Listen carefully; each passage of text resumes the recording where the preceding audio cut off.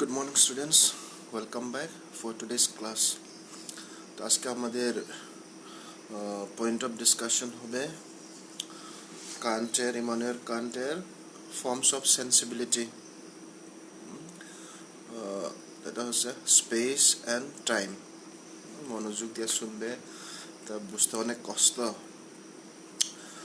Forms of sensibility মানে কি? Sensibility মানে কি? আমরা যে জিনিসগুলা কিভাবে বুঝতে পারি, এটা কিন্তু আন্ডারস্ট্যান্ডিং এর মতন না। সেন্সিবিলিটি আলাদা জিনিস। এই যে স্পেস অ্যান্ড টাইমের মাধ্যমে এই যে আমরা জিনিসগুলারে বুঝতে পারি, ঠিক আছে? এটা হচ্ছে কান্টের মেইন ডিসকাশন পয়েন্ট। আমরা দেখি এখন কি বলতে চাই কান্ট। তো কান্ট বলছিল দেয়ার আর টু ফর্মস অফ সেন্সিবিলিটি। আমরা যে জিনিসগুলোর সম্বন্ধে জানি বা আমরা যে সেন্সিবল হয় বা আমরা যে জানি, এটার দুইটা ফর্মস থাকে। একটা হচ্ছে স্পেস আর একটা হচ্ছে টাইম।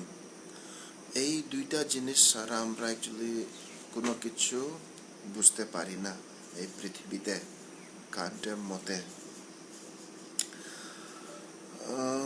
তার মানে কান্ট বলতে চাইছিল অ্যাকচুয়ালি আমরা যত কিছু বুঝি বা যত কিছু জানি, যত কিছু অনুভব করি, এই সবগুলা সম্ভব হয় শুধু স্পেস অ্যান্ড টাইমের মাধ্যমে।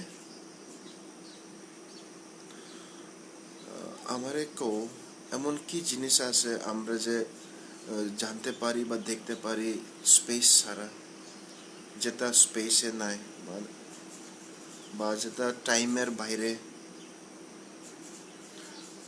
আমরা এমন কোনো কিছু জিনিস আছে পৃথিবীতে যেটা টাইমের বাইরে, যা আমরা জানতে পারি, যেটা আমাদের টাইম বাউন্ডের, এই যে টাইমের মধ্যে থাকে না, তবু আমরা বুঝতে পারি? বা এমন কোনো জিনিস আছে যেটা স্পেসে নাই বা আমরা বুঝতে পারি বা আমরা জানি? কান্টের মধ্যে অ্যাকচুয়ালি সব কিছু স্পেসের মধ্যেই আছে, সব কিছু টাইমের মধ্যেই আছে।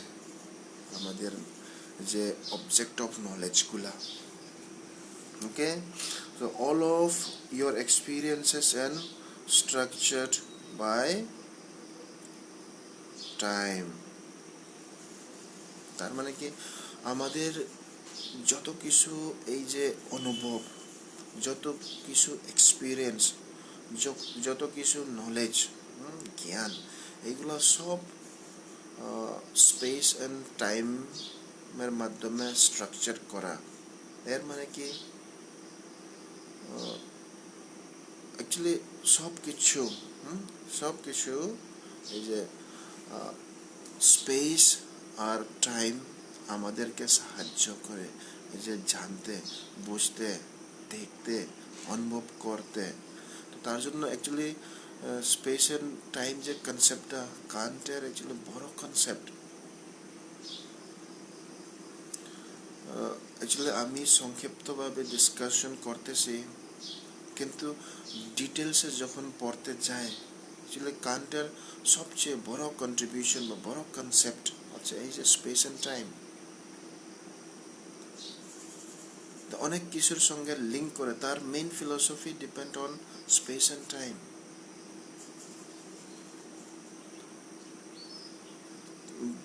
কান্ট বলছিলেন অ্যাকচুয়ালি এই যে স্পেস অ্যান্ড টাইমটা actually it's a forms of intuition, ঠিক আছে? একটু ডিটেলসে গেলে তোমরা কনফিউজ হবে, আমি সংক্ষিপ্তভাবে সহজভাবে বলি। তো ফর্ম মানে কি এখন?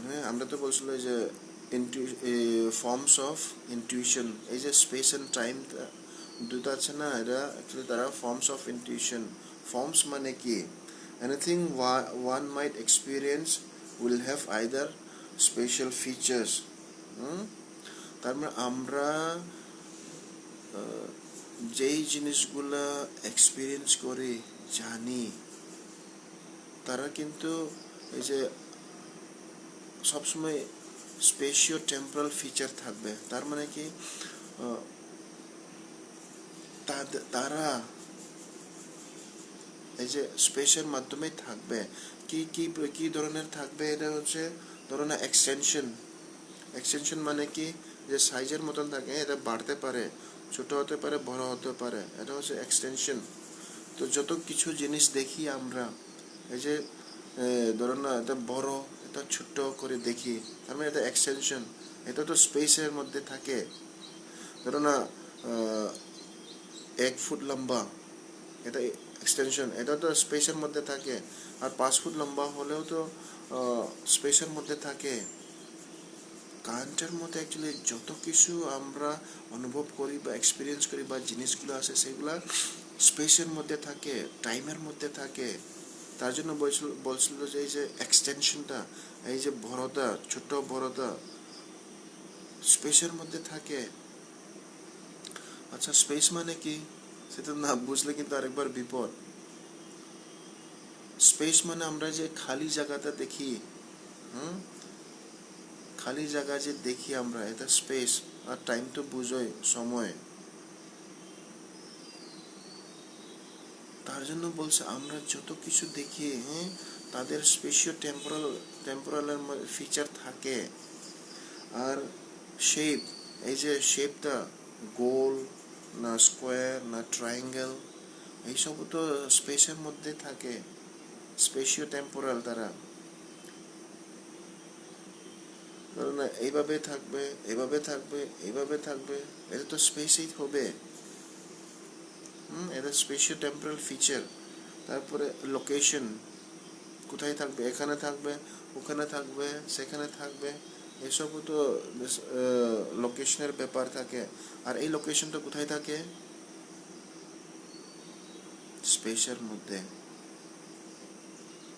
আর টাইম, এই সব জিনিসগুলো দেখি টাইমের মধ্যেই দেখি আমরা। সকাল হোক, বিকাল হোক, রাত্র হোক, আমরা এগুলা টাইমের মধ্যেই দেখি। তার জন্য কান বলেছিল যত কিছু আছে পৃথিবীতে সব টাইমের মধ্যে থাকে আর স্পেসের মধ্যেই থাকে। এখন বলছিল অ্যাকচুয়ালি ধরো না, স্পেস হচ্ছে outer sense. Outer outer sense মানে বহি অনুভব। আর এটা concern with world, material world. এটা আউটার ওয়ার্ল্ড বা মেটেরিয়াল ওয়ার্ল্ড। তার মানে কি, এই যে স্পেসটা, স্পেস আমরা দেখি অ্যাকচুয়ালি এটা বাইরের মেটেরিয়ালস ওয়ার্ল্ড নিয়ে কনসার্ন করে বা ডিলস করে। এরা বাইরের মেটেরিয়ালস জিনিসগুলা প্রকাশ করতে সাহায্য করে। তার জন্য স্পেসরে বলে আউটার সেন্স, আর টাইমরে বলে ইন্টারনাল সেন্স। তার মানে এই টাইমটা অ্যাকচুয়ালি দেখতে পারি না আমরা। টাইম কি দেখা যায়? ঘড়িতে দেখা যায় ঠিকই, কিন্তু এমনিতে আমরা যেভাবে দেখি স্পেস, এতে এমনকি টাইম দেখা যায়? দেখা যায় না। স্পেসও কিন্তু দেখা যায় নাকি? স্পেস অ্যাকচুয়ালি বলতে গেলে আমরা দেখা যায় না, এটা শূন্য। কোনো একটা জিনিস ব্যাকগ্রাউন্ড থাকলেই এই যে খালি জায়গাটা সেটা দেখা যায়। সেই খালি জায়গাটাও কিন্তু আমরা দেখতে পারি না, ব্যাকগ্রাউন্ডে কিছু না কিছু থাকে। তার জন্য এদেরকে বলা হয় ফর্মস অফ ইনটিউশন। ওকে, এই যে স্পেসটা তাদের ফর্মস অফ ইনটিউশন, এটা অ্যাকচুয়ালি পার্ট অফ ইনটিউশনস। তারা এই যে টাইমটাও, ওকে, টাইমটা হচ্ছে ইন্টারনাল। তার জন্য কি বলে অ্যাকচুয়ালি আমাদের যে হিউম্যান বডিটা, যে আমাদের শরীরটা প্রথমে কিবা ফিজিক্যাল জিনিস আফেক্ট করে। our body is first affected by physical things, এরপরে affected by human mind। তো আমরা যে এই যে মানুষ, দুইটা জিনিস নিয়ে আমরা affected হয়। প্রথমে যে ফিজিক্যাল অবজেক্ট, ফিজিক্যাল জিনিস আমাদেরকে affect করে, এরপরে আমাদের মাইন্ড আমাদের বডিকে affect করে। ওকে, টাইম বেশি নাই, আমরা শেষ করতে চেষ্টা করি আজকে। এখন কান্টের মতে, কান্টের আগে অনেকজন ডিসকাস করছিল, যে অনেক ফিলসফার্স ডিসকাস করছিল যে টাইম অ্যান্ড স্পেস নিয়ে, আবার স্পেস অ্যান্ড টাইম নিয়ে। কান্ট প্রশ্ন উঠাইছিল, এই যে স্পেসটা কি নিজের অস্তিত্ব আছে, বা টাইমের কি নিজের অস্তিত্ব আছে? তো কান্ট একটা প্রশ্ন উঠাইছিল, যদি স্পেস এন্ড টাইম নিজের অস্তিত্ব থাকতো,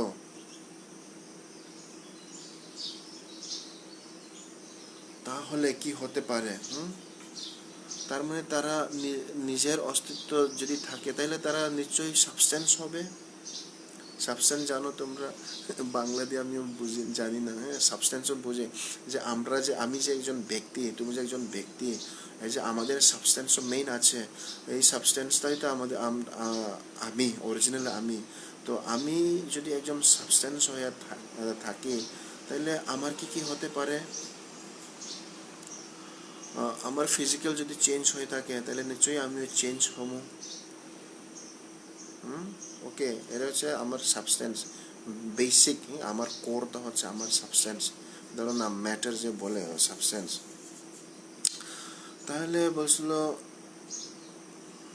অ্যাকচুয়ালি আমরা যদি বলি স্পেস ইন্ডিভিজুয়ালি এক্সিস্ট বা নিজের অস্তিত্ব আছে, কিন্তু আমরা সেটারে জাস্টিফাই করতে পারি না। কেন? স্পেসটা হচ্ছে ইনার্ট। তারা অ্যাকচুয়ালি যদি সাবস্টেন্স হয়ে থাকে, তো সাবস্টেন্সটা তো আমরা নিশ্চয়ই দেখতে পারি।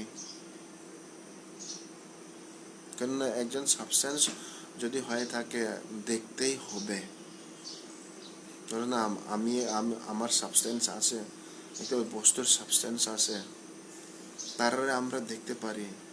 যার সাবস্টেন্স আছে তাকে আমরা দেখতে পারি। কিন্তু এখন স্পেসে যদি বলিয়ে থাকে তার নিজের অস্তিত্ব আছে, তার মানে তো তার সাবস্টেন্স আছে, কিন্তু স্পেসে তো আমরা দেখতে পারি না, তার মানে তার সাবস্টেন্স নাই। এর মানে কি হতে পারে? তার মানে সে অন্যের উপর নির্ভরশীল। সেই সাবস্টেন্সটা যার হোক, স্পেস তো কিন্তু আমরা পরিবর্তন করতে পারি না। যখন সাবস্টেন্স অ্যাকচুয়ালি চেঞ্জ হয়, পরিবর্তন হয়, সেই সাবস্টেন্সটা যখন পরিবর্তন হয়, তো স্পেসটাও তো পরিবর্তন হওয়া উচিত, কিন্তু সাবস্টেন্সের পরিবর্তন হয় না। ওকে, তার জন্য সাবস্টেন্স স্পেস অ্যান্ড টাইমের অস্তিত্ব থাকে না। আর সে যদি অন্য এক সাবস্টেন্সের উপর নির্ভরশীল হতো, তাইলে একদিন না একদিন তার অস্তিত্বর ধ্বংস হতো, বা এর ধ্বংস থাকতো। কেন বলতো? সব সাবস্টেন্সের ধ্বংস থাকে। সে যদি আরেকটা সাবস্টেন্সের উপর নির্ভরশীল বা ডিপেন্ডেন্ট, তাহলে যেদিন সেই সাবস্টেন্সের ধ্বংস হবে, স্পেস অ্যান্ড টাইমেরও ধ্বংস হবে। কিন্তু স্পেস আর টাইমের তো ধ্বংস হয় না, কিন্তু সাবস্টেন্সগুলো, অনেক সাবস্টেন্স এখন অব্দি অনেকটা সাবস্টেন্স ধ্বংস হয়ে গেছে। তার মানে কি স্পেস অ্যান্ড টাইম অ্যাকচুয়ালি তার অস্তিত্ব থাকে না, অন্যের উপরও সে নির্ভরশীল না। ওকে, তাহলে কান জিগাইতেছে, তার মানে স্পেস অ্যান্ড টাইমটা কি? তাহলে কি জিনিস? তারা কি আর একটা জিনিসের সম্বন্ধে কি তার অস্তিত্ব, না do they belong to the only form of intuition, না তারা শুধুমাত্র অ্যাকচুয়ালি ইনটিউশন? এখানে কান্ট ডিসকাস করতে গিয়ে এর প্রেডিসিজার্সদের ডিসকাশন করছিল দুইজন ফিলসফার। বিখ্যাত একজন আসলো সায়েন্টিস্ট ফিলসফার নিউটন, আর একজন আসলো লাইবনিজ। নিউটন কি বলছিল অ্যাকচুয়ালি, এই যে স্পেস অ্যান্ড টাইম অ্যাকচুয়ালি তারা actual entities, subsist on their own, তার মানে বলছিল স্পেস অ্যান্ড টাইম অ্যাকচুয়ালি তারার অস্তিত্ব আছে, কারোর উপর তারা নির্ভরশীল না, তারার অস্তিত্ব এমনিই দেখা যায়। আর লাইবনিজের পজিশন কি আসলো, তারা actually in relation of things inhere in objects. দেখো তারার পজিশনটা কিন্তু আলাদা। লাইবনিজ বলছিল অ্যাকচুয়ালি তারা জিনিসের মধ্যে থাকে, স্পেস অ্যান্ড টাইমটা আমরা যদি কোনো জিনিস না দেখতে পারি তাহলে স্পেস অ্যান্ড টাইমটা আমরা কোনোদিন দেখতে পারতাম না। তার মানে কি, তারা জিনিসের মধ্যে থাকে। এই দুইটা পজিশন ডিসকাস করতে গিয়ে কান্টের প্রশ্নগুলো এখন যে আমরা ডিসকাস করছিলাম, তারা যদি আর একটা জিনিসের উপর নির্ভরশীল তাহলে একটা জিনিস চেঞ্জ হলে তো নিশ্চয়ই টাইম অ্যান্ড স্পেসও চেঞ্জ হতো। আর নিউটন বলছিল তারা নিজের অস্তিত্ব আছে, নিজের অস্তিত্ব থাকলে তো সাবস্টেন্স নিশ্চয়ই থাকবো, কিন্তু সেই সাবস্টেন্সটা কোথায়? সাবস্টেন্স তো আমরা দেখতে পারি, কিন্তু টাইম আর স্পেসের সাবস্টেন্স তো আমরা কোনোদিন দেখিনি। ওকে, তার জন্য এই প্রশ্নগুলো উঠেছিল। তো কান্টের মতে স্পেস অ্যান্ড টাইম আর মিয়ার forms of intuition depend upon the subjective constitution of the mind. দেখো সময় নাই, 16 মিনিট হয়ে গেছে, তবু আমি একটু লাস্ট শেষ করি। অ্যাকচুয়ালি তার অস্তিত্ব নাই, জিনিসের মধ্যেও নাই। অ্যাকচুয়ালি এটা শুধু intuition, A form of intuition. It depends on the subjective constitution of the mind. এটা আরেকবার বলবো, সাবজেক্টিভ। তোমার স্পেস আলাদা হবে, আমার স্পেস আলাদা হবে, তোমার আইডিয়া অফ টাইম আলাদা হবে, আমার আইডিয়া অফ টাইম আলাদা হবে। তার জন্য অনেকজন টাইমে পৌঁছে ক্লাসের জন্য, অনেকজন টাইম খেয়াল নাই, তার জন্য সাবজেক্টিভ বলছিল। ইট ইজ সিন বাই স্পেসের কথা বলেছিল। অ্যাকচুয়ালি স্পেস অ্যাকচুয়ালি শুধু form of intuition, actually constitution of the mind করেছিল। অ্যাকচুয়ালি স্পেস কি একটা জিনিস আর আরেকটা জিনিসের যে ডিস্টেন্স, এর মধ্যে দেখি আরেকটা ডিস্টেন্স এভাবে দেখি আমরা স্পেসরে জাজ করি। অ্যাকচুয়ালি স্পেসের অস্তিত্ব নাই। ওকে, তো কান্টের মধ্যে অ্যাকচুয়ালি তারা নিজের অস্তিত্ব নাই, শুধু এটা constitution of the mind, the forms of intuition. Okay, বেশি হয়ে গেছে আজকে, আপলোড নাও হতে পারে।